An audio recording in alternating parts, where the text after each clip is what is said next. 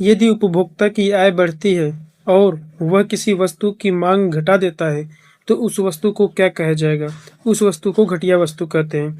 जब किसी व्यक्ति की आमदनी बढ़ती है तो वह घटिया या मोटे अनाज जैसी चीजों को खाना बंद कर देता है और अच्छी ब्रांडेड चीजों पर शिफ्ट हो जाता है। इसलिए आय बढ़ने पर घटिया वस्तुओं की मांग घट जाती है।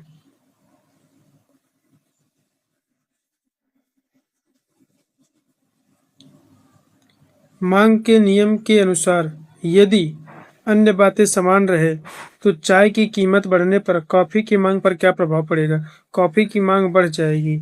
चाय और कॉफी सब्स्टिट्यूट वस्तुएं हैं। जब चाय महंगी होगी तो चाय पीने वाले लोग चाय छोड़कर कॉफी पीना शुरू कर देंगे, जिससे कॉफी की कीमत न बदलने पर भी उसकी मांग बढ़ जाएगी। कार और पेट्रोल किस प्रकार की वस्तुओं के उदाहरण हैं? कार और पेट्रोल पूरक वस्तुओं के उदाहरण होते हैं। जो वस्तुएं मिलकर किसी एक जरूरत को पूरा करते हैं उन्हें हम पूरक वस्तुएं कहते हैं। यदि पेट्रोल की कीमत बढ़ जाएगी तो कार की मांग अपने आप घट जाएगी, भले ही कार की कीमत में कोई परिवर्तन न हुआ हो। यदि पेट्रोल के दाम 50% बढ़ जाए तो कार की मांग वक्र पर क्या प्रभाव पड़ेगा? यदि पेट्रोल के दाम 50% बढ़ जाएगा तो कार का जो मांग वक्र होगा वो बाई ओर खिसक जाएगा, अर्थात उसकी बिक्री में कमी आ जाएगी। अर्थशास्त्र में सेंटेरिस पेरिबस वाक्यांश का क्या अर्थ होता है? इसका अर्थ होता है अन्य बातें समान रहने पर। इसे हम लैटिन भाषा में या फिर इसे अर्थशास्त्र में हम यूज करते हैं कि जैसे यदि अन्य बातें समान रहे, जैसे कि अगर कहें कि क्या कहें, जिसका अर्थ होता है मुख्य कारक के अलावा बाकी चीजें जैसे कि आय, स्वाद, मौसम स्थिर रहना चाहिए। उत्पादन संभावना वक्र का ढाल मूल बिंदु की ओर कैसा होता है? जो उत्पादन संभावना वक्र होता है इसका ढाल मूल बिंदु की ओर नतोदर होता है। बढ़ती हुई अवसर लागत के कारण उत्पादन संभावना वक्र हमेशा मूल बिंदु की ओर कॉनकेव होता है। यह दिखाता है कि एक वस्तु का उत्पादन बढ़ने के लिए दूसरी वस्तु को कितनी मात्रा छोड़नी पड़ रही है। यदि किसी देश में तकनीकी विकास होता है तो उसका उत्पादन संभावना वक्र किस ओर खिसकेगा? अगर तकनीकी विकास होता है तो उसका जो मतलब उत्पादन संभावना वक्र होगा वो दाईं तरफ शिफ्ट होगा। जबकि अगर कोई आपदा आता है जिसके कारण से उसके विकास में रुकावट होता है तो वो बाएं की तरफ खिसकता है। माइक्रो अर्थशास्त्र के अंतर्गत उपयोगिता यूटिलिटी का क्या अर्थ होता है? इसका अर्थ होता है किसी वस्तु द्वारा मानव की आवश्यकता को पूरा करने की शक्ति। किसी वस्तु या सेवा के उपभोग से उपभोक्ता को जो संतुष्टि या आनंद मिलता है उसे हम अर्थशास्त्र में उपयोगिता कहा जाता है। इसे हम यूटिलिट्स में मापते हैं। घटती सीमांत उपयोगिता का नियम क्या कहता है? घटती सीमांत उपयोगिता का नियम कहता है जैसे जैसे किसी वस्तु का लगातार इकाइयाँ उपभोग की जाती है हर अगली इकाई से मिलने वाली संतुष्टि घटती जाती है। जैसे अगर पानी पीने का कंपटीशन हो तो पहले गिलास में अगर बहुत प्यास लगा है तो पहले गिलास में सबसे ज़्यादा संतुष्टि मिलती है, पर जैसे दूसरा गिलास पियोगे तीसरा गिलास पियोगे वैसे वैसे संतुष्टि घटती जाती है और हमारे पीने की रफ्तार भी कम होती जाती है। तो जब आप लगातार एक के बाद एक रसगुल्ला खाते हैं तो जो मज़ा पहले रसगुल्ला में आता है दूसरे में उससे कम और तीसरे में उससे भी कम आता है। इसी को घटती सीमांत उपयोगिता का नियम कहते हैं। इसके प्रतिपादक H गोसेन थे।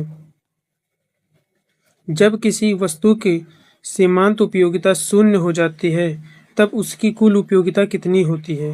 अगर किसी वस्तु की सीमांत उपयोगिता शून्य हो जाए तो उसकी कुल उपयोगिता कितनी होती है? वो अधिकतम होती है। मतलब जब आप रसगुल्ला खाना बंद कर देंगे तो सीमांत उपयोगिता शून्य हो जाएगी।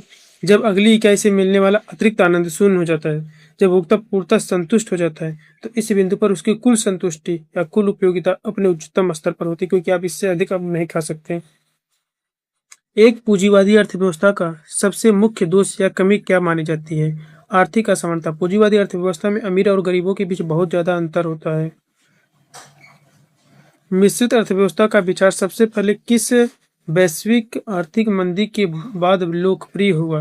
यह 1929 की महान मंदी के बाद लोकप्रिय हुआ। सरकार का हस्तक्षेप भी जरूरी है। अच्छा, जो मेनार्ड कीन्स थे, जिनको हम जे मेनार्ड के, जो उन्होंने मिश्रित अर्थव्यवस्था का जनक जिसे कहा जाता है, उन्होंने 1929 के महान मंदी के बाद कहा कि पूंजीवादी अर्थव्यवस्था तो ठीक है पर उसमें सरकार का हस्तक्षेप भी जरूरी है, इसलिए समाजवादी और पूंजीवादी को मिक्स करके मिश्रित अर्थव्यवस्था बनाया गया। भारत में किस पंचवर्षीय योजना के दौरान यह स्पष्ट रूप से घोषित किया गया कि एक मिश्रित अर्थव्यवस्था का पालन करेगा? द्वितीय पंचवर्षीय योजना 1956 में। अर्थव्यवस्था में बाजार संतुलन का क्या अर्थ होता है? अर्थव्यवस्था में बाजार संतुलन का मतलब होता है कि जितना मांग है उतना ही मतलब जब बाजार की मांग और बाजार की आपूर्ति एक दूसरे के बराबर हो जाए तो उसे कहते हैं बाजार संतुलन अवस्था में। यदि बाजार में किसी वस्तु की आपूर्ति उसकी मांग से बहुत अधिक हो जाए तो कीमत पर क्या प्रभाव पड़ेगा? यदि बाजार में किसी वस्तु की आपूर्ति उसकी मांग से बहुत अधिक हो जाए तो कीमत घट जाता है। निम्नलिखित में से कौन सी गतिविधि अर्थव्यवस्था की द्वितीय क्षेत्र के अंतर्गत निर्माण का कारण? देखो, द्वितीय क्षेत्र में निर्माण और विनिर्माण दोनों होता है। ऑप्शन ए और ऑप्शन बी दोनों ही द्वितीय क्षेत्र में आते हैं, पर ऑप्शन बी सही है क्योंकि ऑप्शन बी में निर्माण हो रहा है जबकि ऑप्शन ए में सिर्फ हम विनिर्माण कर रहे हैं। एक सरकारी स्कूल का शैक्षिक या बैंक का कैशियर अर्थव्यवस्था के किस क्षेत्र में अपनी सेवाएं दे होता है? जो शिक्षक होता है, जो बैंक का कैशियर होता है, वो तृतीय क्षेत्र में अपनी सेवाएं प्रदान करते हैं। प्राथमिक क्षेत्र में श्रमिकों को रेड कॉलर कहते हैं तो द्वितीय क्षेत्र में क्या कहते हैं? Blue collar. द्वितीय क्षेत्र के लोगों को ब्लू कॉलर जॉब कहते हैं। ऐसी सेवाएं जिनमें किसी महिला श्रमिक की प्रधानता हो जैसे कि होस्टेस, नर्स आदि उसे हम पिंक कॉलर जॉब कहते हैं। यदि कोई वकील किसी कोर्ट में केस लड़ रहा है या कोई डॉक्टर मरीज का इलाज कर रहा है तो उनकी इस गतिविधि को किस क्षेत्र में रखा जाएगा? वो सेवा करते हैं इसलिए तृतीय क्षेत्र में रखा जाता है।